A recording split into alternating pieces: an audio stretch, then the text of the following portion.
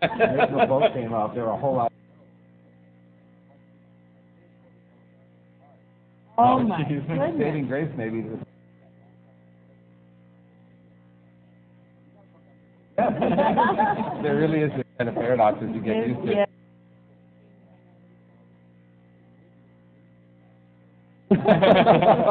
No, seriously. On the other hand, I think some of their guys. Yeah, sure. We can't. Yeah,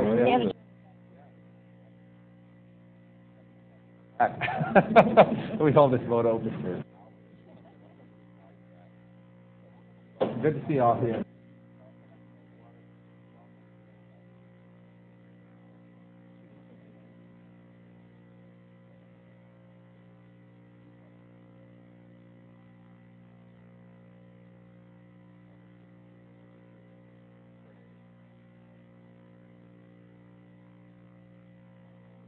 One or two, right?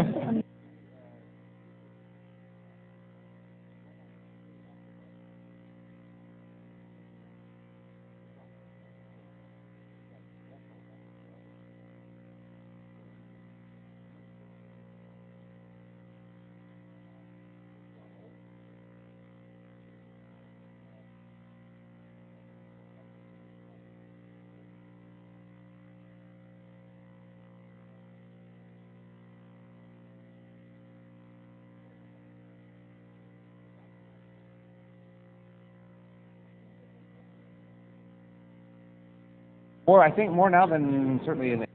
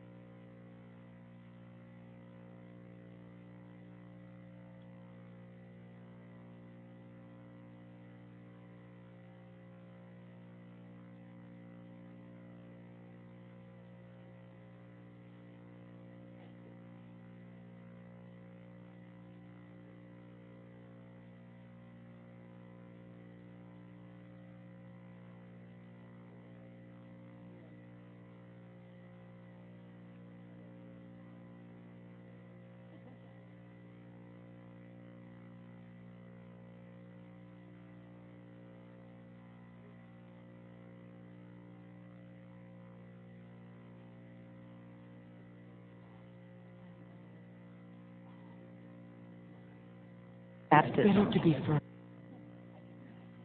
I can imagine that.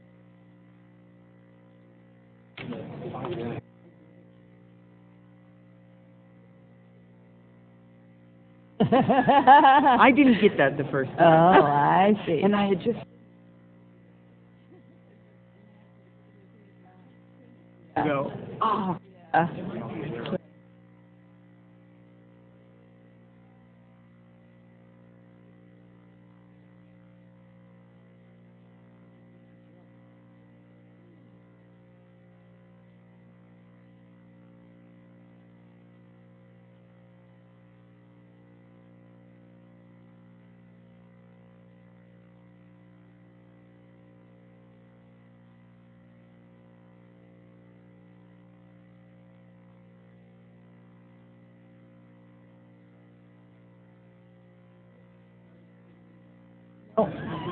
I hope that they don't do this. I really am not.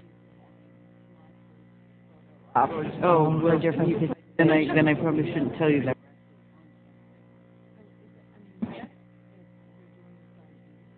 I'm on webcast. Yeah. Oh, is that right? Right above them. Yeah. So they're watching us right now. Oh dear. When you're milling around in here before. But everybody in Washington knows that every room is Wired. Yeah, exactly. Wired is the right word.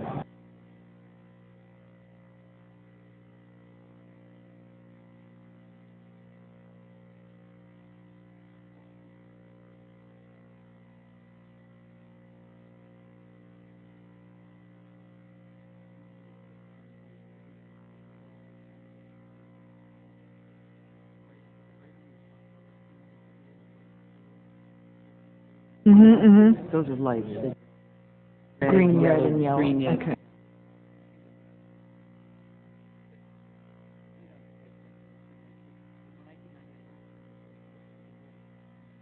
I didn't even figure it out. Yeah. Yeah.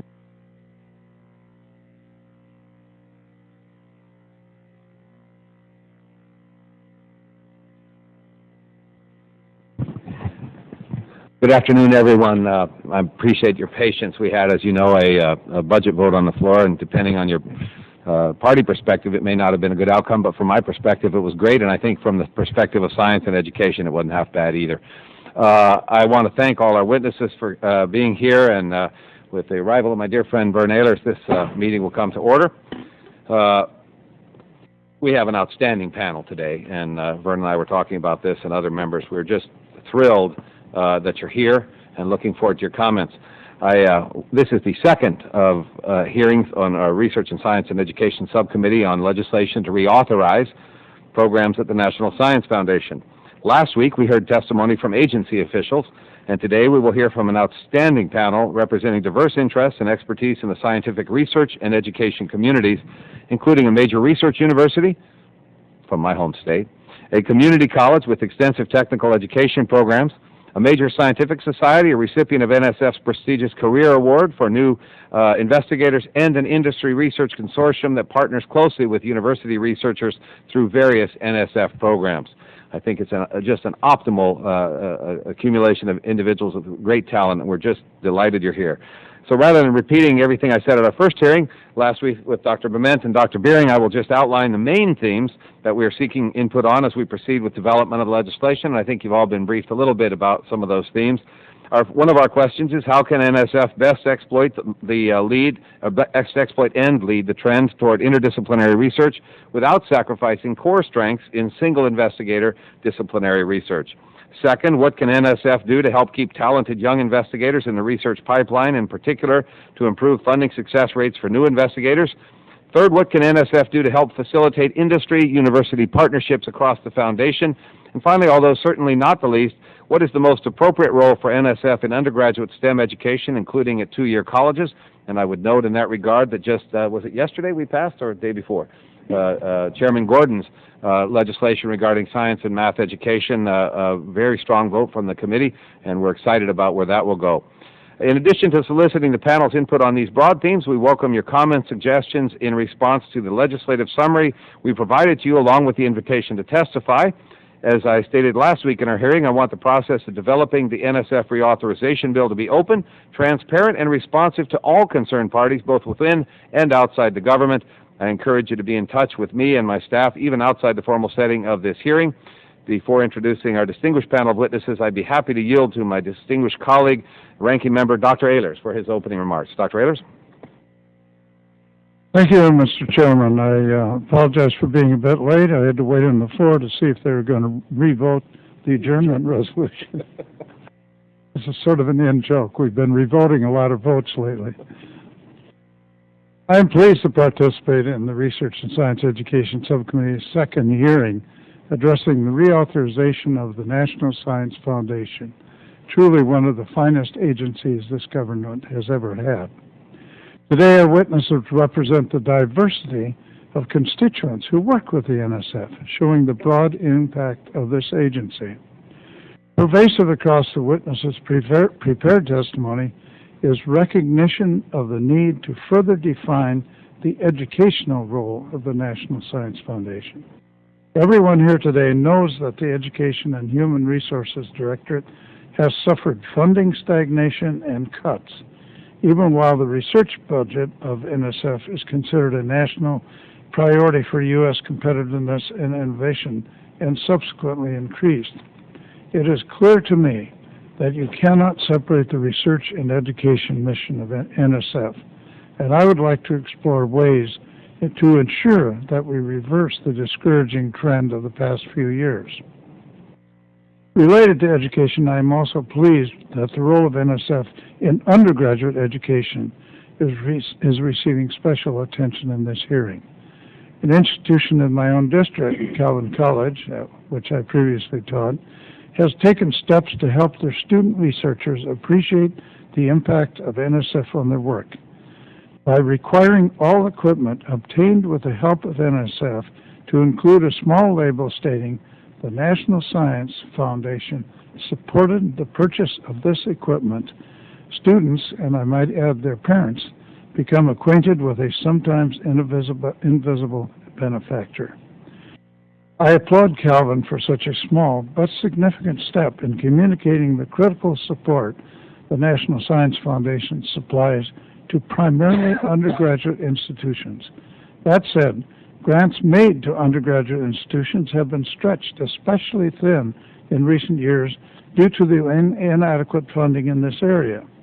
I know this committee is considering healthy levels of authorization for undergraduate education, and I will definitely work to see those levels achieved through appropriations. Another issue before the committee within reauthorization is how to encourage NSF to capture more researchers at early stages of their careers. Our panel today includes Professor Meriles, a physicist from the City College of New York, which also has some very distinguished alumni in the audience, I believe.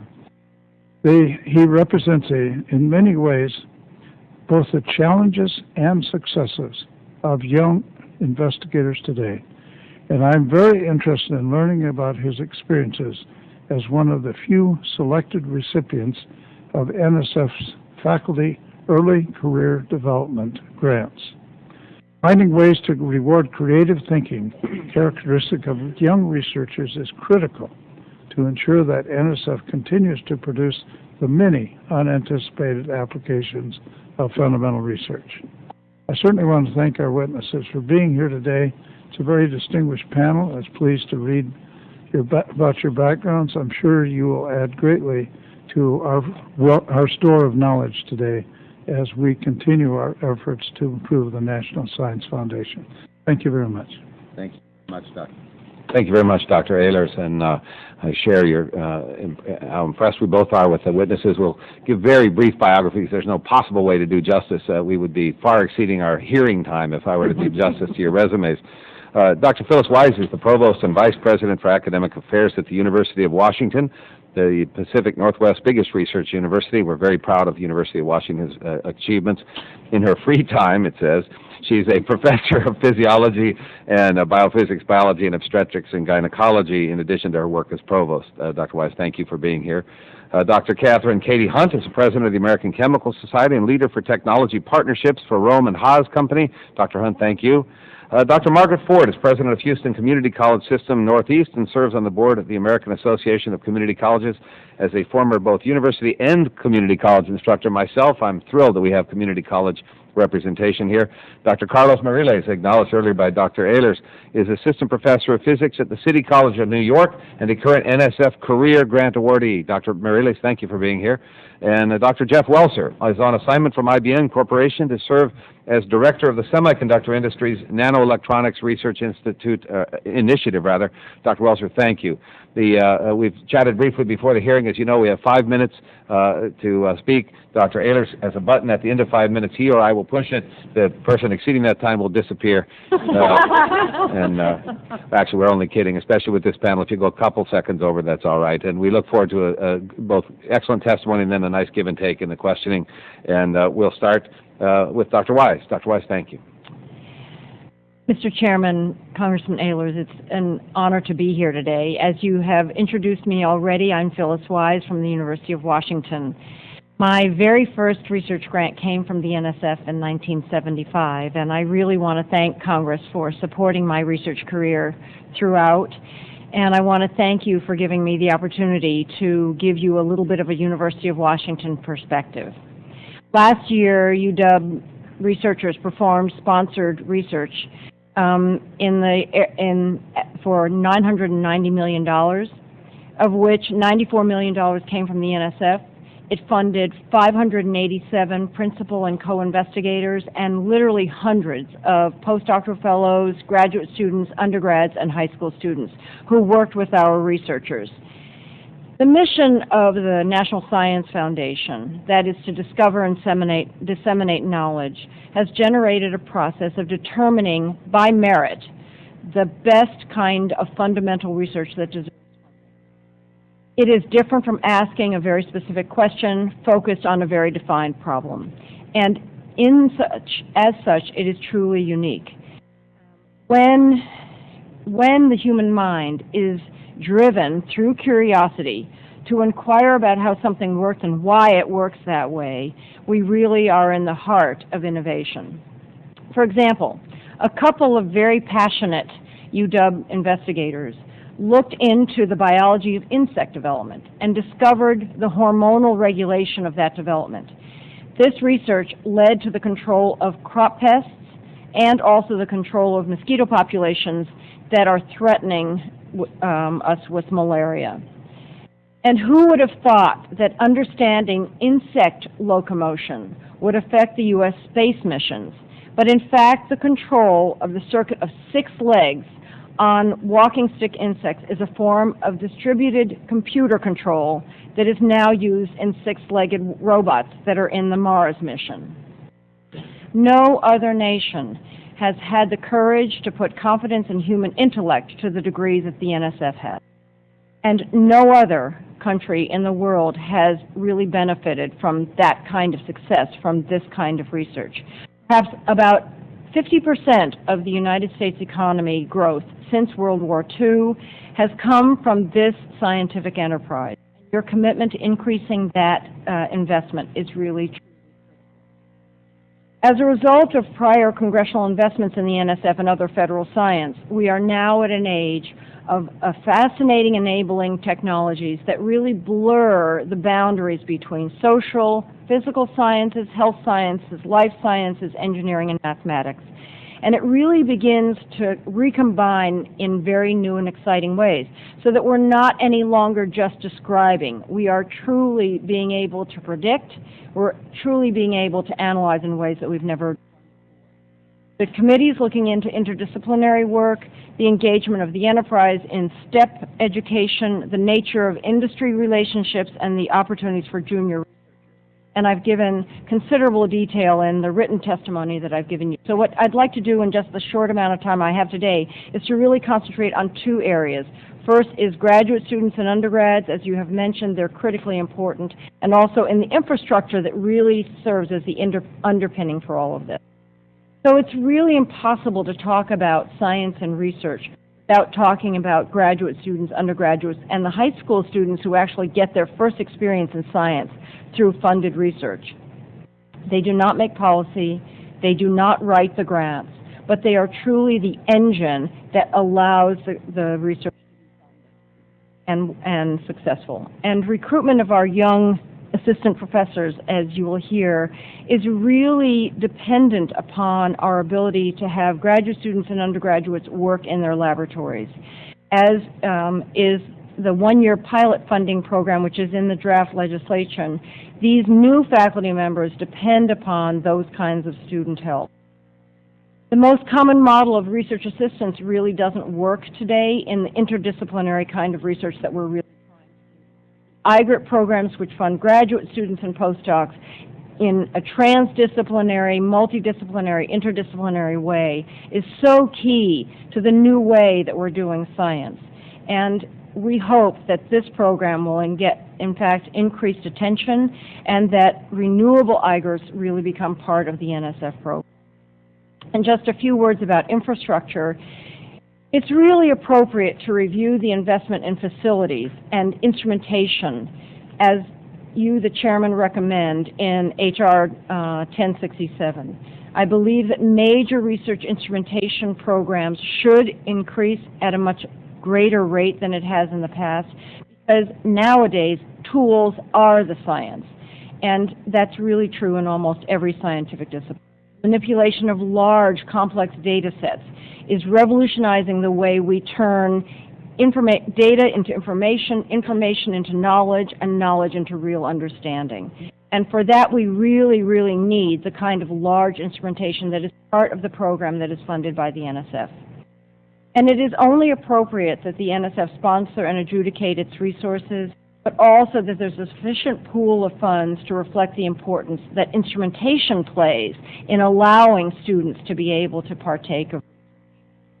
The scope of UW research in particular involves significantly in the major research equipment and facilities construction that is supported by the foundation.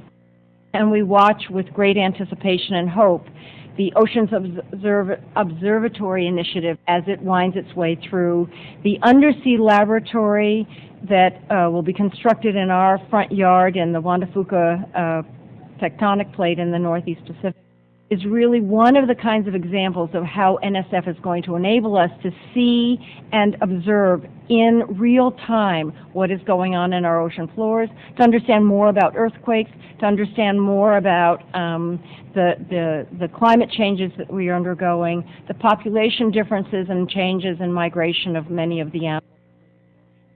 So all of the aspects of the NSF are truly valuable. I'm sure you'll hear more about this from all of our others. Thank you very much for this. Thank you, Dr. Wise. Dr. Hunt.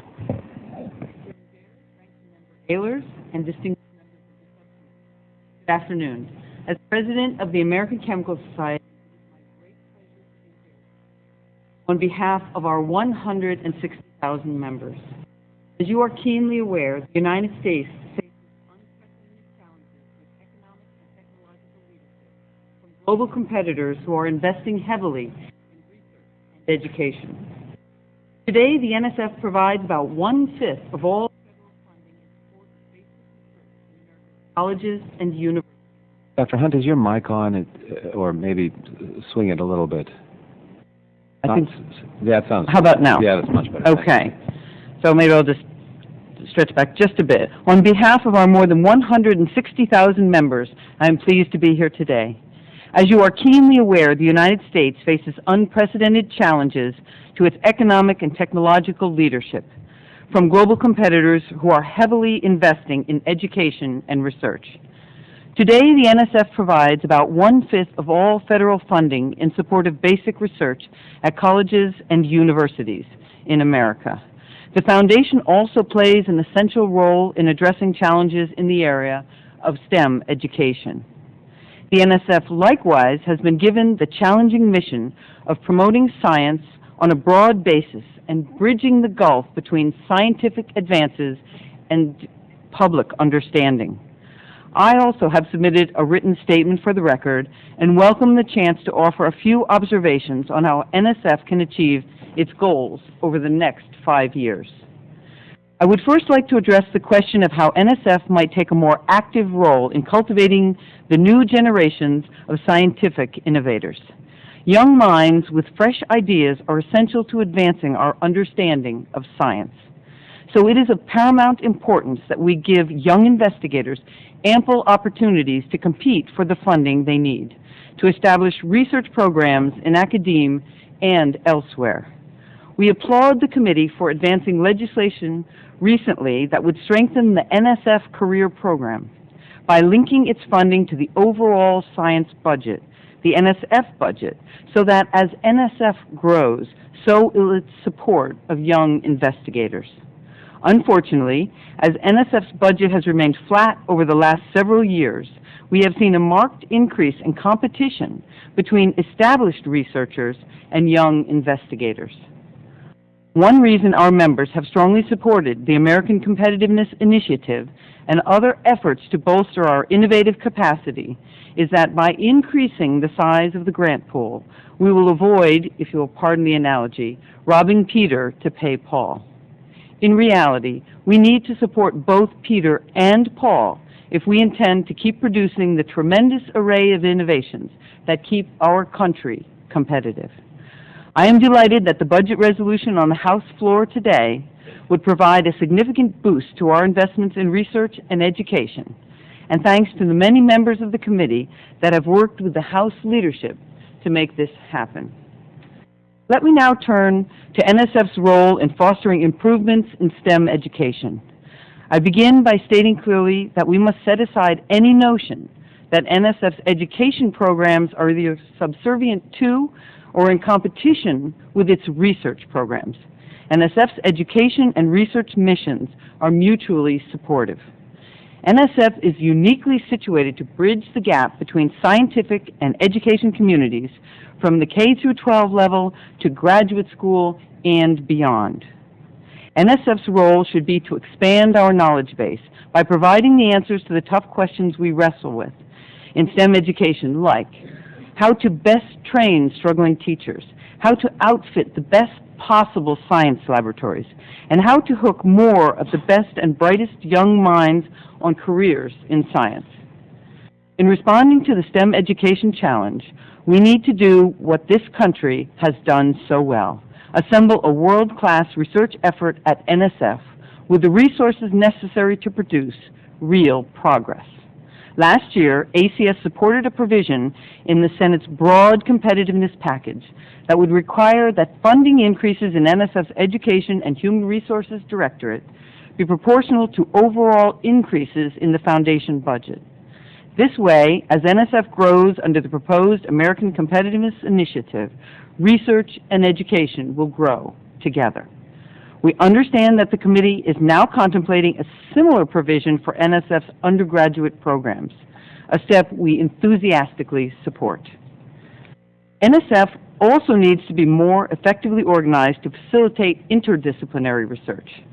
As rapid scientific advances have opened new arenas and blurred the boundaries between traditional disciplines, an increasing number of chemists now work in areas that may not even have been considered chemistry as little as a decade ago. A theme we emphasize at the ACS is that chemistry is an enabling science, meaning that breakthroughs in chemistry provide a foundation for the many advances we see in other fields. Or to quote the former NIH director, Harold Varmus, medical advances may seem like wizardry, but pull back the curtain, and sitting at the lever is a high-energy physicist, a combinatorial chemist, or an engineer. This is also true of faster computers, the explosion of nanotechnology, and batteries for hybrid cars. All examples of the interdisciplinary nature of chemistry. Today's grand challenges of energy independence, national security, and improved health care will require sustainable solutions. Such solutions will be found through a collaborative and interdisciplinary paradigm, a paradigm that NSF can help develop and drive. NSF doesn't necessarily need to create a new program to deal with this particular aspect of the research enterprise. One avenue of progress could be to broaden the backgrounds of NSF's various review panels, advisory boards, and program officers. When I am not serving in my role as president of the American Chemical Society, my day job is leader of technology partnerships at the Roman Haas Company. The corporate environment has placed a great premium on research that yields results in the shortest time possible. So most industry research is applied of the applied variety and typically focuses on projects that would yield near-term commercialization. Since NSF is a primary source of basic research funding, it makes sense for industry to partner in a symbiotic way with the NSF and its university grantees on projects that leverage benefits from both the applied and the basic sides of the research house. We understand that the committee is considering a change to NSF's merit criteria that would give special consideration to proposals that include partnerships between academic researchers and industrial scientists. That focus on areas that are specifically identified to improve our economic competitiveness. And the ACS supports such efforts as a means to encourage more industrial collaborations. So, in conclusion, I would like to thank the subcommittee for the opportunity to represent the views of the American Chemical Society and the scientific community here today. We have been deeply engaged in this debate about the future of American competitiveness, and we plan to see it through. We thank you for taking swift action to ensure NSF has the tools to play its part. Thank you. Thank you, Dr. Hunt. Dr. Ford. Good afternoon, Chairman Baird, Ranking Member Ehlers, and member of the Subcommittee on Research and Science Education. I thank you for the opportunity to testify before your subcommittee today. My name is Margaret Ford, and I'm president of the Houston Community College Northeast and a board member of the American Association of Community Colleges. AACC serves as the national voice for the country's 1,202 community colleges, counting more than 90% of these institutions as its members. On behalf of AACC and the students who benefit from competitively funded programs provided by the National Science Foundation, I sincerely thank you, Chairman Baird and Ranking Member Ehlers, for your interest in the efficacy of technical training at two-year colleges through the Advanced Technological Education Program and the success of community colleges in delivering STEM education. Now, my testimony today is based upon my employment with the Houston Community College, where I've served in various administrative roles for over 20 years and where I've served as president of the Northeast College for 10 years. The Houston Community College is the third largest singularly accredited community college in the nation. There are 6 regional colleges within the district which serves 56,000 students per semester in academic transfer, workforce, and continuing education courses. Houston Community College offers over 75 technical programs, including a long list of STEM programs, including biotechnology, chemical process technology, and computer systems networking. As you develop NSF reauthorization legislation, please be mindful that community colleges are crucial to educating the nation's technical workforce, increasing the pipeline of students in STEM majors, and preparing and providing professional development for the nation's K-12 STEM teachers. The nation's global competitiveness in STEM fields has, as the committee is well aware, been the subject of a tremendous amount of discussion in recent years. One important facet of this issue is often overlooked: the education of the nation's technical workforce. We are absolutely delighted that you have included the technical component, and we thank you very much for that. There are many STEM-oriented jobs that, at least at the entry levels, require some post-secondary education, but not necessarily a bachelor's degree. These are the people that keep our laboratories running, who oversee the operations of advanced manufacturing facilities, and provide information technology support to the nation's businesses. The need to produce more of these skilled workers, which continues unabated today, led to the creation of the Advanced Technological Education Program in 1992. Now, in its 14th year of funding, the program has grown from $10 million to over $45 million today. The ATE program serves its primary goal of improving and expanding technician education through 33 centers and approximately 250 active projects in fields such as aerospace, technology, biotechnology, advanced manufacturing, environmental technology, and a host of others. ATE centers and projects create extensive partnerships with businesses and industries, other two-year colleges, four-year colleges and universities, and secondary schools. Nearly 800 projects have been supported by the ATE program through the years, reaching 320,000 two-year college students and thousands of high school and university students.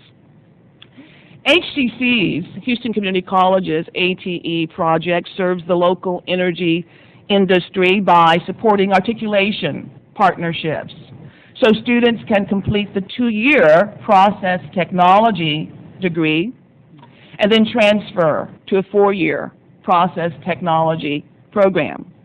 Local industry is involved through an established alliance with the Gulf Coast Technology Articulation Partnership that represents 100 industry members and 20 colleges. The focus of our ATE grant is to provide AAS degree holders in process technology an opportunity to continue their education toward a baccalaureate degree. Given the industry demand for higher credentials, this is really critically important. The project includes a significant outreach component and support systems to attract underrepresented students. 32 of our students have completed the program and have transferred to McNeese State University in Lake Charles, Louisiana. The program is enhanced by a 2+2+2 partnership where dual credit is available to eligible high school juniors and seniors free of charge through a waiver by our Board of Trustees. By all accounts, the ATE program is serving the needs of its constituents very, very well. AACC supports reauthorization of the ATE program to reaffirm the strong support that this committee and Congress as a whole has shown for this program over the years. Beyond ATE, any serious effort to increase the number of students in STEM majors and entering STEM fields, particularly those from underrepresented minority populations, should include a significant focus on community colleges. Community colleges enroll 46% of the nation's undergraduates and higher percentages of minority and first-generation college students than any other sector of higher education. 44% of students who obtain a bachelor's or master's degree in science and engineering-related fields complete at some point at the community college. AACC supports reauthorization of the STEM Talent Expansion Program in H.R. 362 and the coming legislation. I believe that there is room for a greater role for community colleges in this program, or perhaps even a separate program focused on the unique role of community colleges in this area. Community colleges are also crucial to the preparation and professional development of K through 12 STEM teachers. Up to 40% of teachers, and perhaps significantly more, have completed some of their STEM coursework at community colleges. Teacher preparation and certification are significant activities at my institution. For example, 1,521 students are enrolled in our teacher education program that leads to an Associate of Arts in Teaching degree and is fully articulated with four-year institutions. HCC also offers an alternative teacher certification program that prepares individuals for certification in elementary and secondary levels of teacher education, including several STEM fields. The NSF has recognized the importance of community colleges to growing the numbers of qualified STEM teachers, and I believe there's room for growth of the agency's ongoing support for community colleges in this area. For this reason, I applaud the expansion and modification of the Robert Noyce Scholarship Program. I believe that further refinement of the language in that legislation may be needed to effectively bring community colleges into the fold of this important program. I also welcome the separate authorization for the Teacher Institutes for the 21st century. So in closing, the NSF has become a key source of federal support for our institutions and students, and I look forward to our continued partnership. As reauthorization moves forward, I believe there is an opportunity to build upon this partnership to ensure that community colleges are fully utilized in increasing the nation's STEM competitiveness. Chairman Baird, Ranking Member Ehlers, member of the subcommittee, I thank you for the opportunity for the Research and Science Education Committee today. Thank you very much. Thank you, Dr. Ford. Dr. Meriles. Chairman Baird, Ranking Member Ehlers, and members of Dr. the Meriles, subcommittee. make sure you've hit that mic button. I always forget myself, so. Guess it's probably too far. Chairman Baird, Ranking Member Ehlers, and members of the subcommittee, I greatly appreciate the opportunity to testify before you today. I am an assistant professor of physics at the City College of New York, where I have been since 2004. I am currently funded by the National Science Foundation through two programs, a career award, the signature NSF program for young investigators, and a NERD grant, a nanotechnology-oriented interdisciplinary program that I run in partnership with three other investigators at CCNY and the University of California, Berkeley. These programs intersect three of the issues before this committee today. First, how to nurture young scientists. Second, how to catalyze novel, cutting-edge research through cross-disciplinary teams. And third, how to effectively integrate academic and industry activities. These are complex topics, and they do not lend themselves to simplistic analysis. I hope, however, that my thoughts may constructively help you in developing wise public policy as you proceed with the National Science Foundation Reauthorization Bill. For young scholars, the Faculty Early Career Development Program is arguably the most important federal activity supporting scientists at the early stage of their careers. It is also one of the very few that allows the participation of individuals who, as in my case, teach at American universities but were born and raised abroad. Finally, it is a program that integrates research and education, and as such, serves as a model for other science agencies in the Americas and overseas. Unfortunately, from my anecdotal experience with other young scientists, many of them truly outstanding, the career program appears to suffer from significant lack of resources, leading many worthy applicants to submit proposals 2 or 3 times before they achieve success. Proposal writing is arduous and time-consuming, and having to wait 2 or 3 years to land a career grant while the tenure clock is ticking can put an end to a promising career. Although shortage of money is a significant problem, it is not the only one. The NSF seems to evaluate junior faculty proposals on the basis of the same traditional merit review criteria it uses for established investigators. While I believe the NSF must stress quality and the likelihood of success of a research project, I believe that the NSF career program would benefit enormously if reviewers were instructed to place greater emphasis on creativity and originality when judging proposals from junior scientists. The early career enterprise in academia is a highly nonlinear process. A minimum threshold infrastructure is required to produce the very first piece of significant data. At times, this proves a formidable task, especially in universities and colleges that do not emphasize research as strongly or that lack an adequate human and physical infrastructure. Even in an adverse environment, young scientists are, by nature, the most prone to take risks and think in a different, perhaps more creative manner. Therefore, I suggest that, especially for younger scientists, NSF program managers identify and nurture the most inventive ideas, even if the chances of success are not completely locked in. For extremely high-risk creative proposals, NSF could consider a preliminary award of somewhat shorter duration to achieve a proof of principle. taking into consideration that decisions on tenure are often made after only a few years. The career program should also have a more flexible chronogram, for instance, with proposals accepted 2 times during the year rather than 1, as is currently the case. For young, inexperienced investigators, problems may be encountered even after they obtain initial funding. Sometimes costs exceed those originally envisioned, unforeseen difficulties render progress slower, or family responsibilities intrude. The last applies in particular to female scientists when a child is born, but emergencies can arise when a family member requires special care. Program managers and university administrators ought to work closely with each other to maximize the possibility of a successful outcome of the research. Let me turn now to the interplay between scholarly research and industry application. This ought to be a potent driving force in a successful model of science policy, yet university-industry partnerships are far from widespread, and junior faculty often find it difficult to initiate one, particularly at middle and small-sized universities, where scholarly work has traditionally remained disconnected from industrial needs. The NSF should invigorate the existing programs by broadening the range of opportunities. Cooperation based solely on industry cost-sharing seems to me unrealistic, more so in the case of young investigators, because companies tend to be very conservative and risk-averse.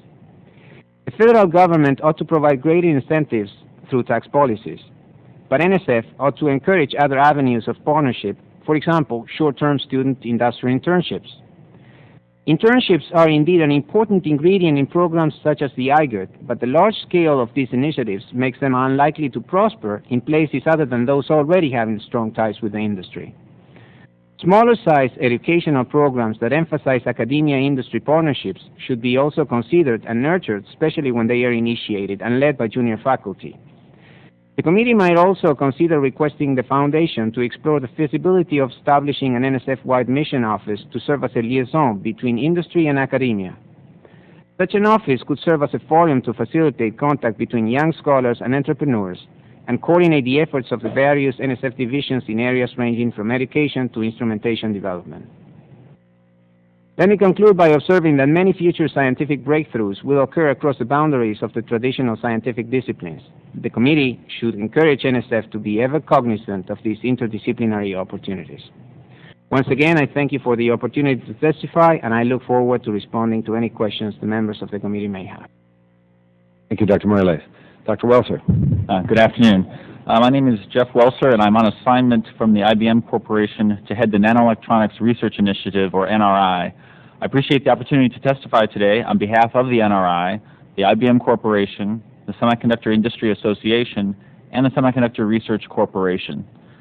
Let me say at the outset that we are all strong supporters of the NSF. We endorse the significant funding increases proposed in the fiscal year 2008 budget, the House Democrats' Innovation Agenda, and the American Competitiveness Initiative. The Semiconductor Industry Association has also endorsed H.R. 362 and 363, the 10,000 Teachers, 10 Million Minds, and Sowing the Seeds innovation bills. My written testimony includes information about how the semiconductor research is not only one of the main drivers of the U.S. economy today, but also saves the government itself significant money. I also cover in detail our commitment and thoughts on education and increasing the pipeline of students trained in the STEM disciplines so crucial to our industry. So in the next 5 minutes, I would like to focus my remarks on 3 of the questions submitted by the committee related to why the semiconductor industry invests in basic research at universities, the relationship between the NRI and NSF, and what advice we have regarding industry-university partnerships in general. Before answering these questions, I should provide a bit of background on the NRI and our quest for a new computing switch. Computer chips today basically consist of a huge number of interconnected on-off switches called transistors. The unprecedented growth in computing power over the past 30 years and the information technology economy it has driven has been mostly due to our ability to shrink these transistors over time, so that today billions of these inexpensive, ubiquitous switches can be put on a single chip, providing your laptops, cell phones, and BlackBerries with power. We expect to continue to drive down the cost of computing through this continued scaling and other innovations for the next 12 to 15 years, at which point we will reach the physical and power limits of this switch technology. If we are to continue to advance information technology beyond that point, we will need a new nanoelectronic switch. To take on this task, the SIA launched the Nanoelectronics Research Initiative, and its mission is to fund research to discover a new switch by 2020. Which brings me to the committee's first question. Why does the semiconductor industry invest in university research? First, we want to help generate basic science research that is relevant to industry needs. The close collaboration and technology transfer mechanisms that we have developed over time also help industry to quickly commercialize that research as it becomes available. Second, the graduate students that we support are the next generation workforce for the industry. Companies that work closely with universities get to know the students, and the students get to know the companies, and they also can benefit from the valuable insights from industry advisors on their own research. Even before the NRI, the SRC has been funding universities for 25 years, supporting over 5,000 students and producing over 30,000 technical documents, crucial to sustaining our semiconductor roadmap and the IT economy which depends on it. This has never been more crucial than now, as we are faced with the challenge of finding a new switch. Which brings me to your second question, why are the industry and NSF working together? The SRC and NSF have a long, successful history of interaction, including joint workshops, funding to NSF university centers, giving industry input and lists of expert reviewers for potential consideration in NSF program solicitations. Now, in searching for a new switch, the NRI pulls together semiconductor companies, state governments, and the NSF to support research at 25 universities in 13 states, including major centers at California, Texas, and New York. NSF was a natural partner given the basic research needed in a wide range of scientific and engineering disciplines. Simply put, both the NSF and industry recognize that the country whose companies are first to market with a new logic switch will likely lead in the nanoelectronics era the same way the United States has led for the last half-century in the microelectronics era. U.S. leadership in microelectronics has had tremendous benefits for the U.S., to our companies, to our national security, as well as to the advancement of science in general. Indeed, the sequencing of the human genome is as much a computing success as it is a biological success. So to the committee's third question, asking for our thoughts on industry and university partnerships in general. First, we continue to encourage multidisciplinary research, as it is one of the unique strengths of the NSF that makes it attractive to industry. To this end, we highly encourage the NSF to continue to support centers and multi-year programs, such as the Nanoscale Science and Engineering Centers, or NSECs, and group awards, such as the Nanoscale Interdisciplinary Research Teams, or NERTs, and Nanoscale Exploratory Research Awards, the NER Awards. The NRI has already co-invested in projects at these centers, and they are very effective vehicles for pursuing diverse research topics that require expertise from different fields. Second, we encourage the NSF to pursue these multidisciplinary research in other industries as well, beyond nanoelectronics, particularly in the emerging field of services science. Services today makes up 80% of the U.S. economy, and the ability to integrate scientific, management, engineering, and other skills is a talent needed throughout the services sector. NSF's budget in this area should be increased, and universities should be encouraged to establish research and curricula expanding in this nascent field. Finally, we suggest the committee consider authorizing NSF to participate in as well as with industrial consortia. As an example, DARPA has participated in Semiconductor Consortium through the so-called Other Agreements Authority, which moves away from the grantor-grantee role or contractor-supplier role. It is appropriate for engaging with universities directly, but not as well suited if an agency is to participate directly in a consortium. Under this program, the industry and government money is pooled. Decisions to fund universities programs are approved through a merit-based process overseen by a council that includes both industry and the Defense Department in that case. I would emphasize that we find the partnership we have with the NSF already very successful and intend to continue to interact closely, but providing NSF with this type of flexibility could open the door to greater collaboration among the industry, NSF, and universities. In closing, I'd like to point out that the magnitude of the effort we face in finding a new switch is equivalent to what was done in the 40s and 50s as we searched for an alternative to vacuum tubes. Then as now, success only came from the combination of the best science coming out of the universities, the mission focus of the industrial labs, and significant funding from the government. This collaborative interaction enabled both the scientific breakdowns and reduction to practical implementation that was necessary for success. To this end, increasing research funding at NSF and expanding NSF's collaboration with the industry is absolutely essential if America is to lead in the coming nanoelectronics era. Thank you, and I look forward to answering any questions. Thank you, Dr. Welser, and thanks to all the panelists for outstanding testimony. I will yield myself 5 minutes now for questions. We've been joined by Dr. Jerry McNerney as well, who's the Vice Chair of the committee, and I'm glad he's here.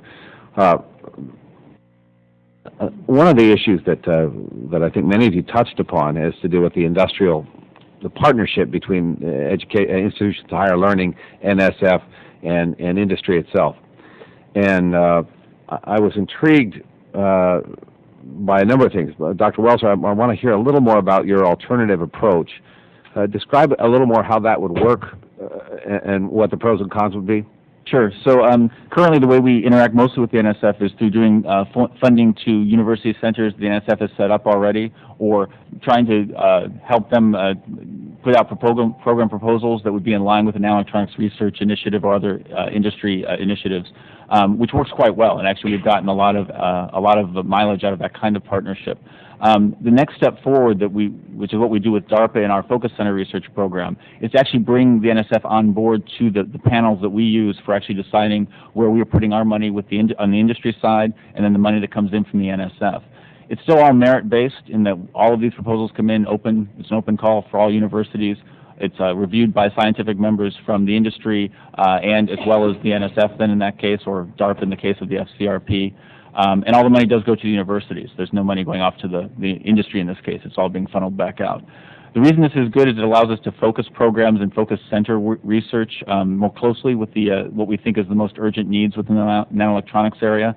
And hopefully it also then can help NSF or the other agencies in their other decisions and their other programs as to where they think they can most help for additional funding. I appreciate that. I will make a note to my staff here. I want to have a further discussion of that because it seems kind of intriguing as a model, and I'd like to go into more detail on that. Dr. Ford, I appreciate very much what you said about community colleges producing the workforce for technical industry. The other members of this committee have heard a story from my district where a major current employer is potentially going to spend another $200 million to $500 million in the district. They need several hundred educated workers. They can't find people who can do an average and a standard deviation and read basic charts. And they're looking really to the community college. They're saying, look, we need the high-level scientists to do the gee whiz stuff, but we need the people who can just make the machines run, and that is requiring some basic skills that are lacking. How are you, you mentioned a little bit about this. You're partnering directly with the industries through the ATE program. The industries are coming to you and saying, this is what we need. Elaborate on that a little bit, if you would. Thank you very much, Mr. Chairman. Absolutely. Industry partners are coming to us, but for each one of our programs, our technical programs, we have an advisory committee. And the advisory committee is comprised of representatives from the industry, from representatives from four-year institutions. And they help us to determine precisely what those needs are, the skill sets that they require in the industry. The advisory committee is chaired by a representative from the industry, and then we have standards that we look at. We develop the curricula and all of the training programs to deliver to the employees. One of the things that we have done that I think is working very well and that is very consistent with other community colleges is that we are partnering with public schools as well. In Workforce America, a publication that was released a couple of years ago indicating that as you look at the nation's workforce and the requirements in technical areas, that if all of the community colleges and universities were to start today to start looking at how we prepare the technicians for the industries that have tremendous needs, that we would not be able to fill that void by 2015. So there is a need. So we are now working with public schools on the career pathways, and we are providing the dual credit so that juniors and seniors who are eligible can come to the community colleges and they can earn all of the course requirements that are necessary to fill those technical jobs that the industries need. And yes, the industries do indicate to us precisely what those skill sets are as we develop the curricula for training. Thank you very much. I only have a few seconds left, but we'll have a second round. But Dr. Wise, one of the things I spoke some time back with the university about was the practice of some NSF programs to limit the number of programs that can get approved per institution. I see the merit of that potentially, and you're distributing the wealth, but you may not be distributing it in the most efficacious way. Would you care to comment on that at all? I would actually like to comment on that. Clearly, I think that there should be some control over that, but I would think that it would be beneficial in terms of value added if that basis was not an absolute number, but a number based upon NSF previous funding or number of funded researchers at each institution. And I think you're pointing out one of the things that frustrates us so much in the number of applications that we can put in, for example, for IGERS, where the preliminary number is a certain number, there is a viewing of it, and then only a certain number of those that have already been deemed qualified are allowed for final submission, and it is difficult. So you could put in, you might have a number of potential projects that all are meritorious, but that's pared down. Even if you had, if you had some of your projects much more meritorious than somewhere else, you'd be limited and someone else might. That's right. Yeah. That may not be the most effective way, and we'll be looking into that. Dr. Ehlers has an appointment soon, so I want to yield to Dr. Ehlers now. Thank you very much, Mr. Chairman. We have another meeting on science-related issues I have to leave for shortly. First of all, a question for all of you. Do you have personal acquaintanceships or relationships with your members of Congress or your U.S. senators? Any of you? In other words, do we go to their office and visit and talk to them? Yeah, or from your home district, preferably. I do. You do, good. Yes. Anyone else?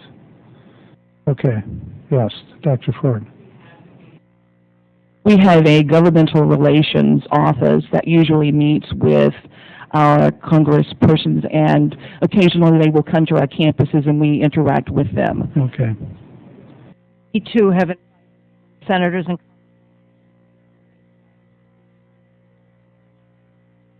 Okay, good. I certainly want to encourage that because I noticed almost all of you said NSF should have more money. Now, the fact that it doesn't have enough money is not our fault.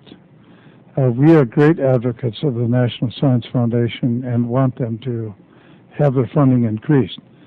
Today we had a big battle on the floor about the budget for next year. And I have fought, as I suspect the chairman has fought, for increasing the numbers for what's called Fund 250, which includes the National Science Foundation and other research. It's gone up perhaps a micron or two on the scale, but there's a long ways to go. We need all the help we can get, and the scientific community really has to become active. They have not been as active as they should be in seeking funding for the National Science Foundation, Department of Energy, and so forth. And that's not true of all scientists. Some are extremely active, but I hope all of you will become active and recruit others to become active. I recall when Chairman Sensenbrenner was the chairman of the Science Committee, and scientists came to him and asked for money for a project. His first question was, have you explained this to your local Rotary Club? And which was always greeted with surprise. Why should we? He said, well, if you can't convince them this is worthwhile, how do you expect me to convince my colleagues it's worthwhile? The Congress starts from the bottom up. So I hope you will join in that. We have someone in the audience who spends most of his life lobbying for money and has a good friendship with many members of Congress, and I would like to see that replicated many times over. First of all, Dr. Ford, I appreciate what you're doing because I have been leading the charge on improving STEM education, science, technology, engineering, mathematics. And the response I get from a lot of people is, oh, you just want to produce more scientists and engineers because you're a scientist. The real point of it is to do precisely what you're doing. The kids who are in school today will not have jobs if we don't educate them for the jobs of the future. And that's precisely what you're doing. Now, the reason the community colleges are doing it is because the schools are failing to do it. The elementary schools, by and large, are not getting them prepared or excited. And I just read an article recently about the fact, compared to most developed countries, the United States is way down, as we all know, in the 4th grade level, 8th grade level, and the high school senior level, compared to other developed countries in the students' knowledge of math and particularly physics, but also other sciences. And the article went on to point out, and they had done some research on this, the reason we still succeed fairly well as a nation because of our community college system. So that students who do not learn these things in school go to the community college, spend a couple of years there, and then are able to get into the universities where they finally hit their stride. Now, that's wonderful that they can do this, but it's a very inefficient way of educating students. So I just wanted to thank you for what you're doing, but also recognize that you're so successful only because we're failing elsewhere.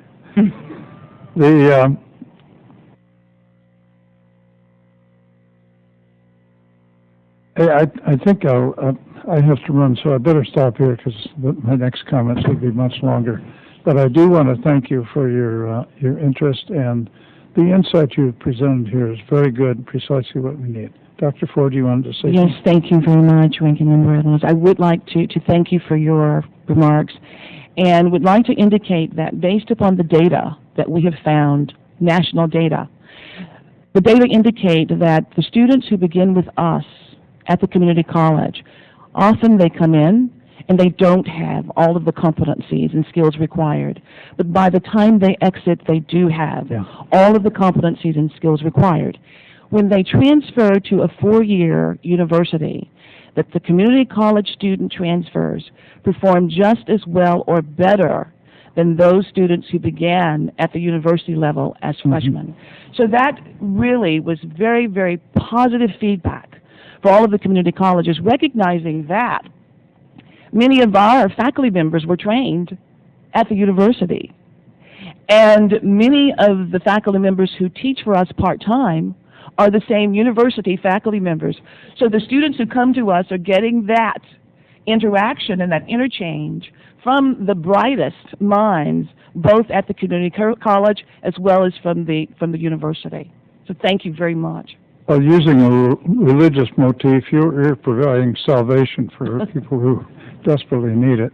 The other interesting thing, too, is that the route through you, if students are not prepared, is a much better route because I have looked at the data from major universities, and the number of students who fail because they are not properly prepared in math and the sciences is much higher than it should be.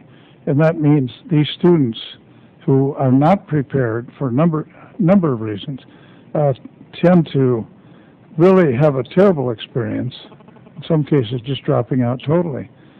Those students should have probably gone to your school or similar school to get what they needed to succeed at the university. This is particularly true of some of the figures I've seen about high school mathematics and attempts to implement new approaches without checking with the universities, and they end up with high school graduates who are extremely adept at certain parts of mathematics, but still can't succeed in the calculus because they just didn't cover the material that the universities expect. Thank you very much for being here. I apologize that I have to run, but thank you for the wisdom you have shared with us. I appreciate it. Thank you. Thank you, Dr. Ehlers. Dr. McNerney. Thank you, Mr. Chairman. I want to thank Dr. Ehlers, too, for his insightful comments. It's a pleasure to work on this subcommittee because there's so much educational level portrayed, and we've gone through the rigors in this committee, and I see from your credentials that you all have gone through the rigors of discipline, and as a consequence of that, you understand the rewards of that hard work, both emotionally, intellectually, and in terms of your career and maybe financially.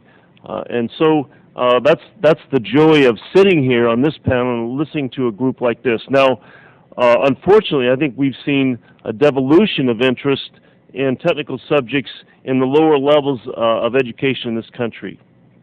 And I hate to say it, but it just plain isn't cool to be a nerd, to work hard for something that's long off into the future in our country, and to develop the skills needed to be a successful scientist. And that's the challenge that we have here, and that's the challenge I'm presenting to you, is how do we change this culture? A little money from NSF here and there is going to be good, it's going to be helpful, but we need to get the young children in this country interested in putting in the hard work, both because of the reward financially and to the country, but also to the reward they get intellectually. We've seen a lot of young people running around with the disrespect and so on, and now it's time for us to change. The paradigm has to change. We have to reach a tipping point where this country moves toward understanding the magnitude of the challenges that we're facing in the next century, and that it's up to them, that generation, the next generation, to rise up and meet those challenges, because if they don't, we're going to be devolving economically into a third world country. So that's my preaching, and I have a few questions on the end of that. Dr. Wise, I guess this isn't really a question. You have some very good ideas and very good visions of where we can go in terms of our scientific work.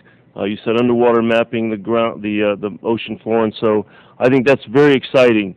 And you also mentioned the manipulation of large, complex data sets.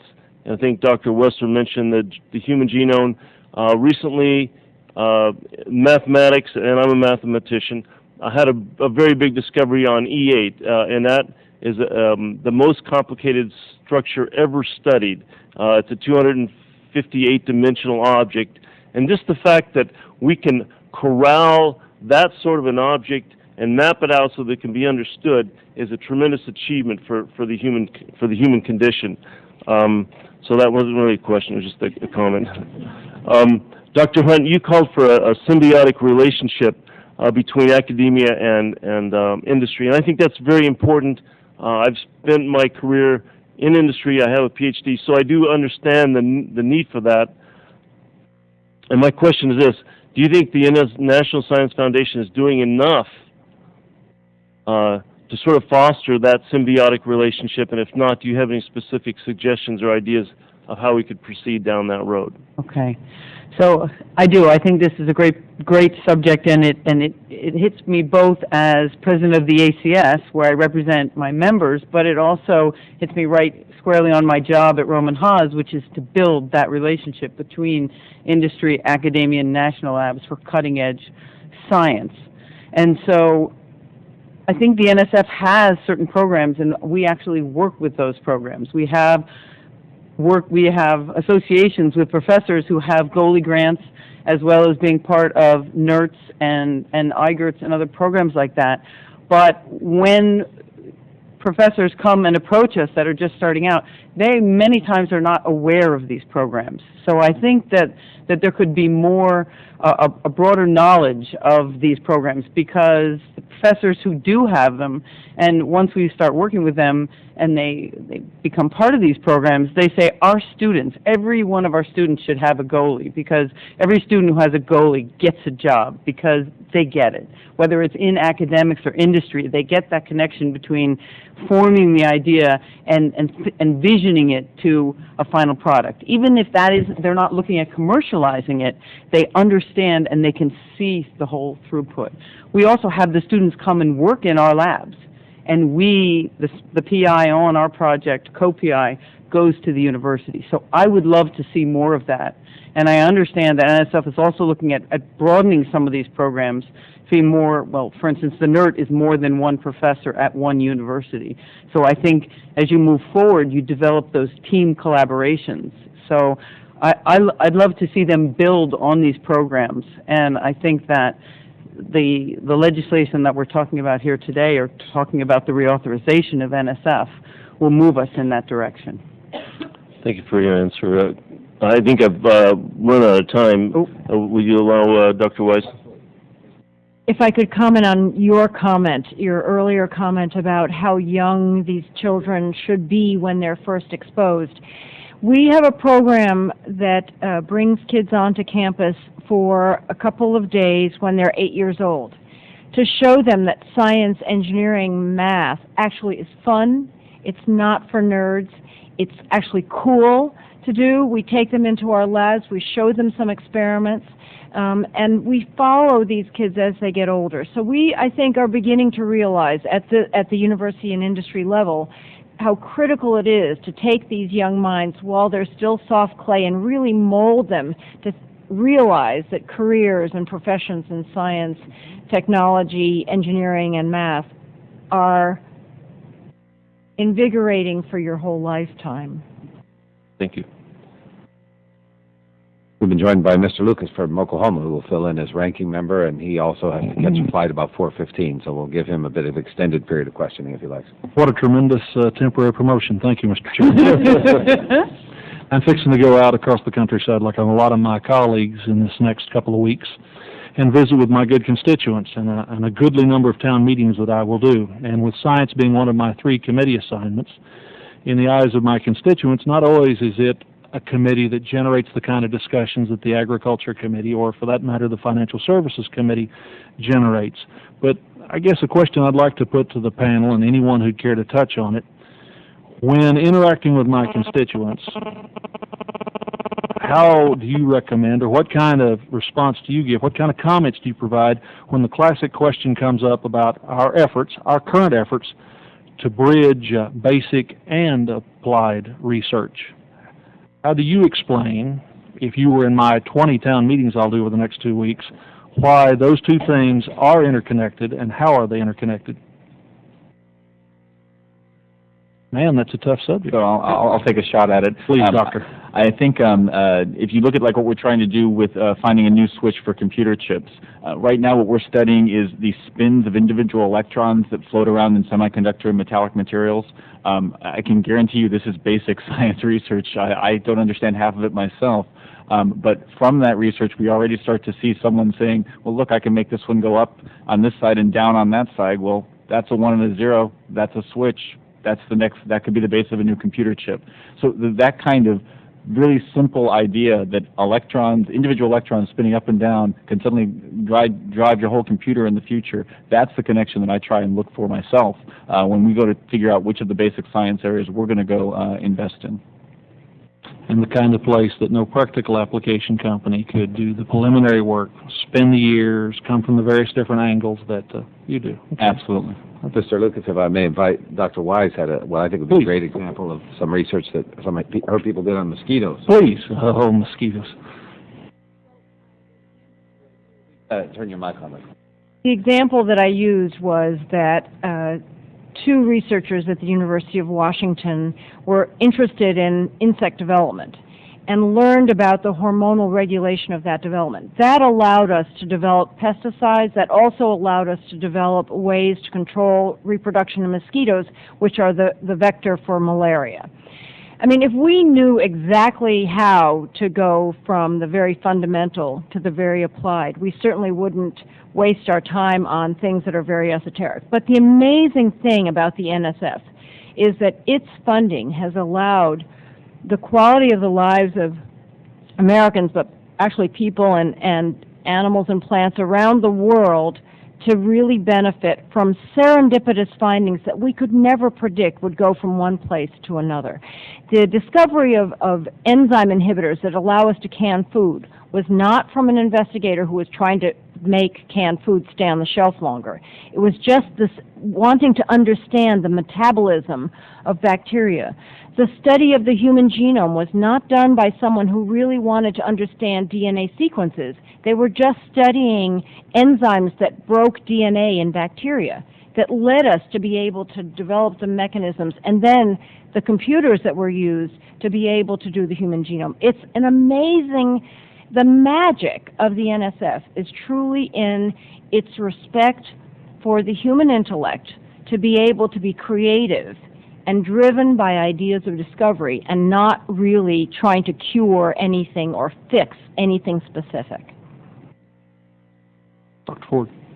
Thank you very much. I'll be brief. I think one of the best examples, but not in the purest sense, of a laboratory for applied research is the local community college.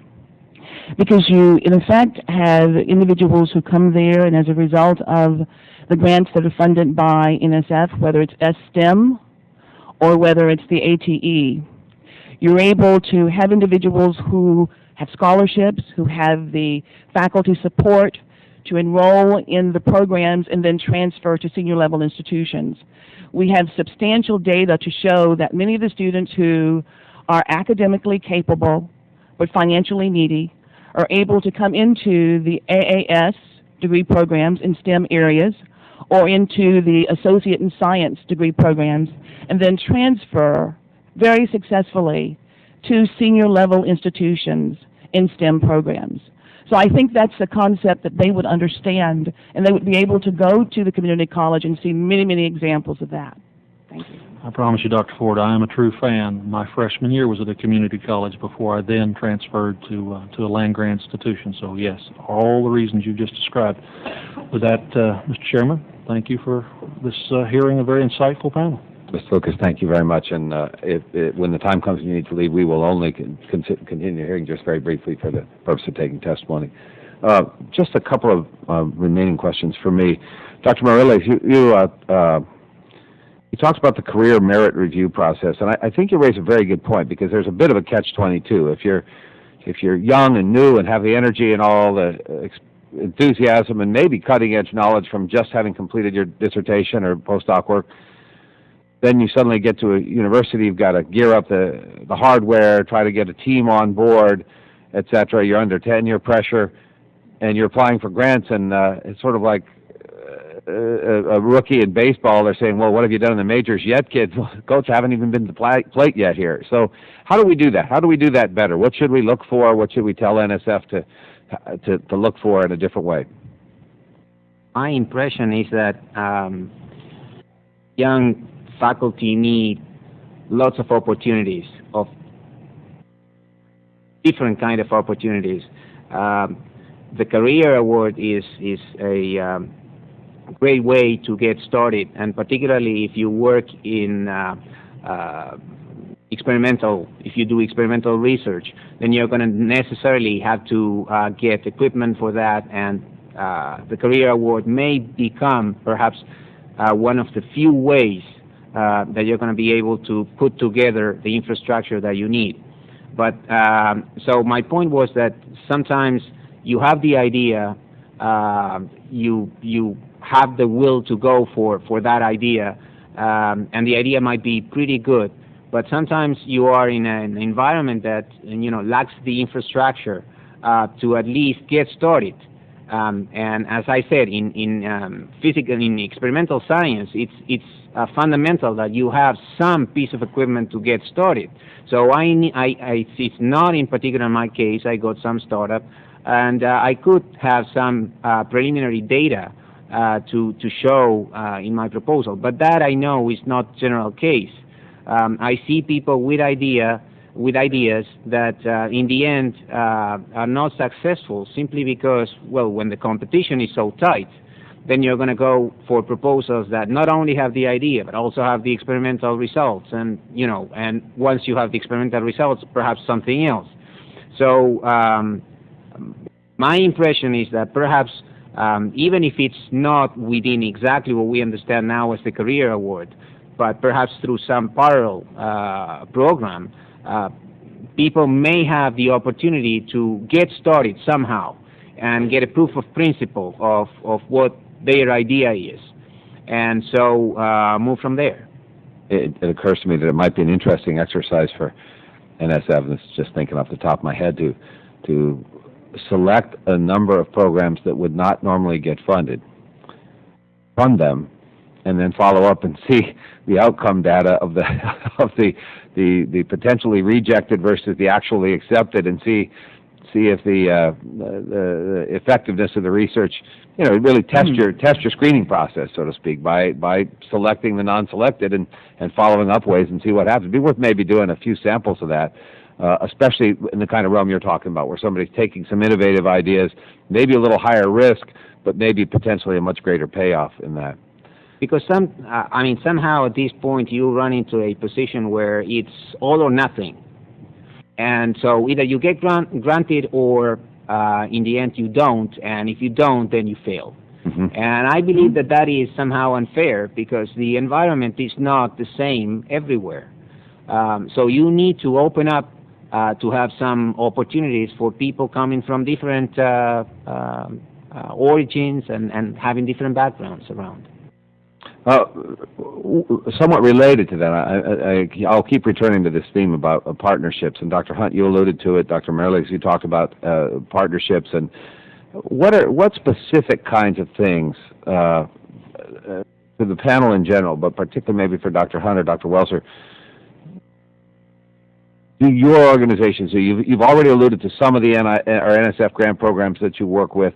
Mm-hmm. How do we do this better? And I know more money, fine. And we'll do our best. But let's suppose money's finite, which it is. How do we do things better? How do we better leverage the money? Dr. Wise testified. She talked about the amount of money that NSF contributes to her academic institution, but that's actually a fairly small number relative to the total research budget you alluded to. So there's a lot of leveraging. How do we better structure NSF grants or other programs for leveraging partnerships?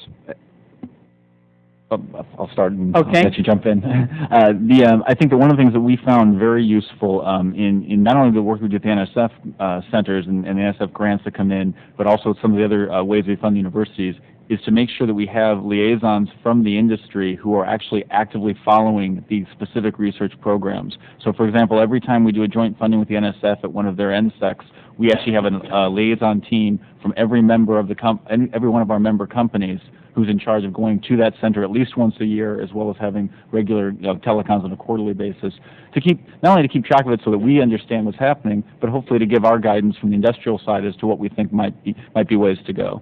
And the flip side, then, we also try very hard to get the students who are working on that to come in for co-ops in our companies or internships. Sometimes it's challenging because the professors want to keep them on campus to do their research, but we always find that if they do come in for even 3 months or 6 months and work in the companies, overall it not only accelerates their ability to complete their thesis, but also prepares them better in the end for working on the industrial side if that's what they choose to do. So perhaps also putting that in as part of what you're doing in your grant, money availability for actually the travel, the expenses for doing the co-ops and internships to share with the industry would be great.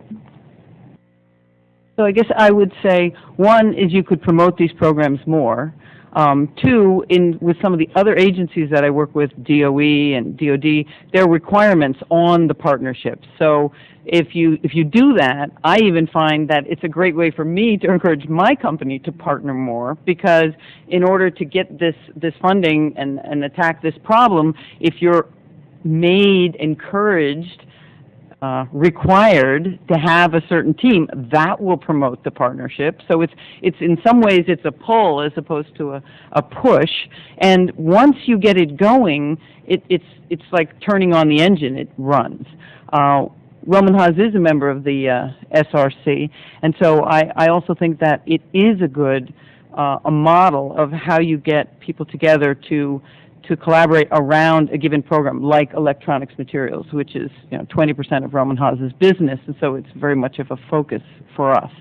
I think that it also, one thing, I'm also on the executive board of the Council for Chemical Research, which one of our main goals is collaboration. And so what we've done, we've actually collaborated with NSF to have workshops to bring together people from across industry, academia, and the national labs so that you bring them together.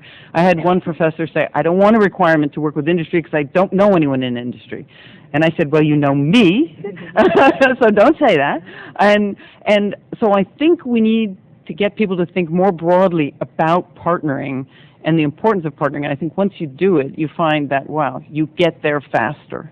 And so it's, in some sense, it's making it happen. Well, I add one more thing. It's partnering not only between the university and industry in many cases. I think the partnerships between professors within Yeah. universities and across universities is really crucial. I think one of the things that the NSECs do quite well on the NSF side, as well as like the centers that we do for SRC and the NRI program, is we require the proposals to come in from various universities and professors across disciplines. And that forced communication, it's not natural for professors to work that way, of course, initially, but almost inevitably by the end they do appreciate that. At our first annual review in November, we had to drag some of them in because travel money is always tight, but they all stayed right till the end and continued talking long after the meeting was over, because that was their only opportunity to really interact with some of these other professors on topics that they have great passion about. So you feel those aspects are working pretty well? Yes, absolutely. I guess I wanted to reinforce what we said earlier about the NERT when universities have a limited number, because you go through putting that collaboration together in order to get it through the university stage, and when you then don't get selected to be the group that goes forward, it's well, disheartening may be a hard word, but it is. You put a lot And of then you effort into have this. another year before you can apply again. Now, And there's a lot of opportunity cost there's- to preparing a grant. That's exactly right. Application. And when you talk about, your success rate, if you have to write 10 grants to get one funded, that's a lot of time. Dr. Wise? Make a suggestion in terms of how to enable junior faculty to be able to get funded right off the bat. I know the statistics for the NSF are that 28% of the established investigators get funded, whereas only about 17 of the junior ones. If the cutoff was 10%, so the top 10% of the grants would get funded, but the study section was allowed, or the NSF was allowed to fund down to the 20th percentile, any grant between the 10th and the 20th percentile that was a first grant for a junior investigator. Basically, the first 20% of the grants are all highly meritorious, and it's very arbitrary that you can only fund 10. But if you could pick and choose from that next 10% so that only assistant professors applying for their very first grant would get the money, you would then be selecting and favoring those that are still highly meritorious but have never had a grant before. We have in some of the language in H.R. 363 provisions to shift some of the research funding to earlier career investigators, and I don't know that we've exactly codified the mechanism you've described, but it's an interesting way to approach that problem. I want to thank all the panelists, and some of you have come a very, very long way and taken a great deal of your time, and I want to assure you that these hearings don't end here. I have a to-do list already. The best hearings here are not the ones where the members yak and make speeches. They're where you folks give us your expertise, which far exceeds ours, and we can take notes and go back and try to incorporate these. Some will be, you'll be able to see, I think, in the hearings or in the ultimate bill, where we've at least tried to address some of the elements that have been brought to our attention today. And I'm grateful for that. It's been very enlightening for myself and my colleagues, and I assure you, too, that members who are not here in person will check very carefully the record when they get back, and we'll have a lot of discussions about your input as we move towards the final draft. So thank you very much for your time. Thanks also to the folks who are here in the audience, and thanks again for staff for their work. And with that, this meeting stands adjourned. Thank you very much. Thank you.